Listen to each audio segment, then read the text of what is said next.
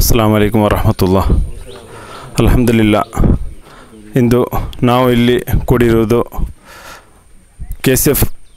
KCFನ ದಾರುಲ್ ಅಮಾನ್ ಯೋಜನೆಯ ಭಾಗವಾದ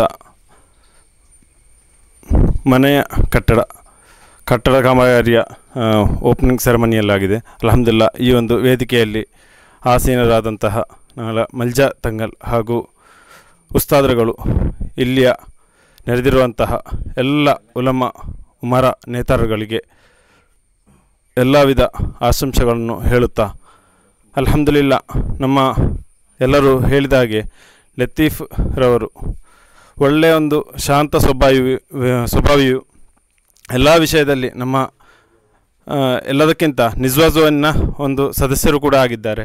ಅಲ್ಹಮ್ದುಲಿಲ್ಲಾ, ಯಾವುದೇ ಒಂದು ವಿಷಯ ಬಂದಾಗ ಅವರ ಹತ್ತಿರ ಹೋಗುವಾಗ ಒಳ್ಳೆಯ ರೀತಿಯಲ್ಲಾಗಿದೆ ಅವರ ಸಹಕಾರ ಇರುವುದು.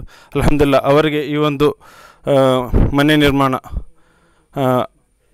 ದೊರೆತಿರುವುದು ಅಲ್ಹಮ್ದುಲಿಲ್ಲಾ ನಮಗೆಲ್ಲರಿಗೂ ಸಂತೋಷವಾದಂತಹ ಸಂಗತಿಯಾಗಿದೆ. ಅಲ್ಹಮ್ದುಲಿಲ್ಲಾ, ಅಲ್ಲಾಹು ಕಬೂಲ್ ಮಾಡಲಿ.